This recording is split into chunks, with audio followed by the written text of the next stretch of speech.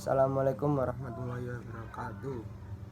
Perkenalkan, nama saya Daka Fadila M. Harahap dari Prodi Hukum Pidana Islam kelas HPI 2A. Di sini saya akan menjawab pertanyaan-pertanyaan yang diberikan oleh Pak Samsuri selaku dosen pengampu mata kuliah Ushul Fiqh. Untuk pertanyaan yang pertama, pada saat kita bertamasya dan menggunakan fasilitas umum yang berbayar seperti toilet dengan harga yang telah ditentukan 2.000 untuk kencing, 3.000 untuk buang air besar, dan 5.000 untuk mandi, menganalisisnya dengan metode ijtihad memakai ijma, qiyas, istilah, maslahah mursalah, uruf, istishan, istishab, sahdud, zariyah, syuru' man qablana.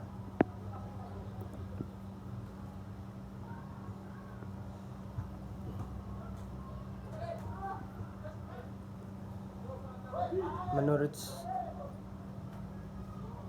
tinjauan umum tentang fasilitas umum, pemerintah daerah berdasarkan peraturan perundang-undangan yang berlaku, maka hak wewenang yang tanggung jawab pengurusannya beralih sepenuhnya kepada Pemda yang bersangkutan.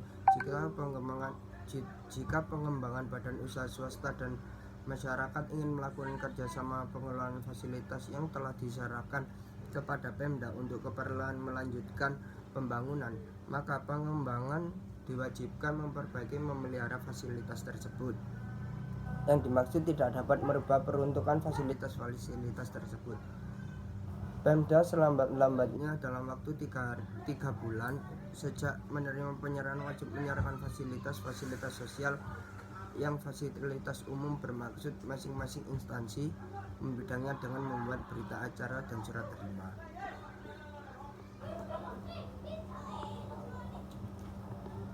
Pihak pengelola toilet umum mungkin akan beralih bahwa menerapkan tarif merupakan haknya dikarenakan ia telah mengelola toilet umum, dan upah dikarenakan telah mengelola, menjaga, memelihara toilet umum. Sedangkan pandangan hukum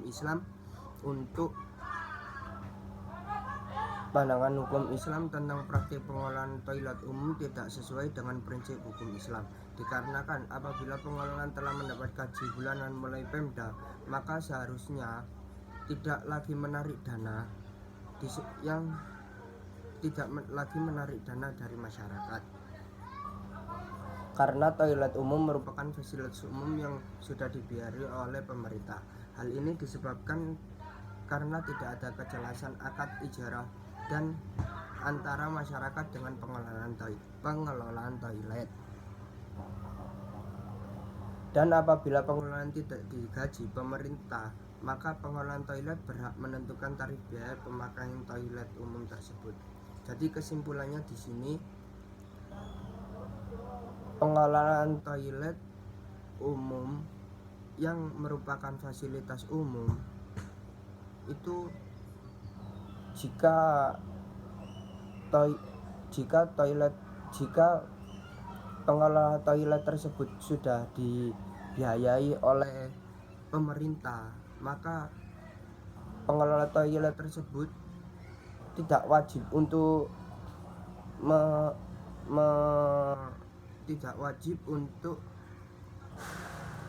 menarik biaya seperti yang ada di pertanyaan, menentukan harga kencing 2.000, buang air besar 3.000.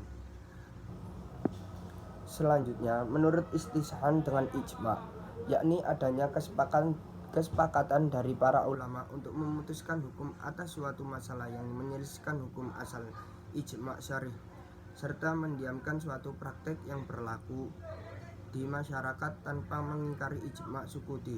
Contoh adalah akad yang terjadi sesuatu ditentukan secara qiyas. Akad seperti ini tidak boleh dikarenakan adanya ketidakpastian jahalah kadar penggunaan air dan waktu pemakaian. Setiap orang harus membayar dengan biaya yang sama, padahal banyaknya air yang digunakan dan waktu antara satu dengan yang lain berbeda. Akan tetapi akad ini menjadi boleh karena sudah berlaku dari masa ke masa tanpa adanya pengingkaran dari ulama. Inilah yang dimaksud dengan istihad dengan ijma. Adanya kesepakatan ulama tentang kebolehannya tanpa adanya pengingkaran. Akan tetapi menurut kaidah umum tidak diperbolehkan karena maksud alainya tidak jelas, begitu pula batasan waktunya. Kemudian kita analisis lebih dalam lagi dari segi maslahah mursalah. Sebelumnya, maslahah mursalah adalah kepentingan bersama yang tak terbatas atau kepentingan yang tidak ada ketentuannya. Hal ini berangkat dari teori Imam Maliki yang memiliki konsep syariah itu ada untuk kepentingan bersama. Maka suatu yang memberikan kemanfaatan dan mencegah kemudaratan bersama merupakan salah satu sumber syariah. Sumber baru inilah yang dinamakan maslahah mursalah.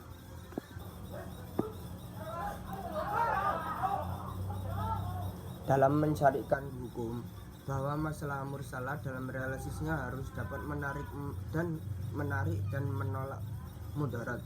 Ruang lingkup penerapan masalah mursalah selain yang berlandaskan pada hukum syara' secara umum harus diperlihatkan dan hubungan antara satu manusia dengan yang lainnya. Dengan kata lain, masalah mursalah hanya meliputi kemaslahatan yang berhubungan dengan muamalah. Masalah itu termasuk ke dalam kategori masalah yang diharui, baik menyangkut kemaslahatan pribadi maupun kemaslahatan umum dan universal, yaitu berlaku untuk kepentingan publik. Jadi fasilitas yang berbayar seperti toilet umum diperbolehkan karena banyak manfaat yang diambil, dan juga sebagai muamalah kita membayar karena kita mengambil manfaatnya. Untuk kasus yang kedua, yakni seseorang yang sedang berselisih, dua laki-laki A dan B berselisih merebutkan satu perempuan, bahwasanya si perempuan itu istri sahnya. Di sini ada suatu kasus, yakni anggap saja namanya si Udin. Pria yang laki-laki yang pertama anggap saja namanya si Udin, dan laki-laki yang kedua namanya Joko. Dan perempuan yang dinikahi oleh Udin dan Joko ini adalah si Fatimah. Yakni singkat cerita, si Udin menikah siri dengan Fatimah. Kemudian si Udin menghilang selama 6 bulan tanpa kabar, dan setelah itu si Fatimah menikah lagi dengan si Joko. Menurut saya, hilangnya kabar keberadaan suami yang dapat disebabkan pergi tanpa kabar karena merantau dan lainnya. Dalam kondisi seperti itu, dua pendapat dari kalangan ulama. Yang pertama, si perempuan itu harus menunggu hingga diyakini ikatan pernikahannya dengan si suami yang telah putus, baik karena kematian suaminya, kabar talak darinya maupun semisalnya. Kemudian ia telah menjalani masa iddahnya. Hal ini mengingat hukum asal dalam kasus tersebut adalah si suami masih hidup dan status pernikahannya masih berlaku secara meyakinkan, sehingga tidak dianggap batal kecuali secara meyakinkan pula. Demikian pendapat Imam Syafi'i dalam qaul jadid, yaitu suami meyakinkan pula. Demikian pendapat suami dalam pendapat Imam Syafi'i, suami yang menghilang karena pergi atau sebab lain yang terputus beritanya, maka istrinya tidak boleh menikah lagi sampai diyakini, yakni diduga kuat berdasarkan hujah seperti berita luas atau dinyatakan mati secara hukum, kematian atau talaknya, atau semisal seperti murtadnya sebelum atau sesudah terjadi persetubuhan dengan syaratnya. Kemudian si istri menjalankan iddah, sebab hukum asalnya si suami masih hidup yakni dengan yakin pula atau 4 tahun komaria dan melakukan iddah selama 4 bulan 10 hari.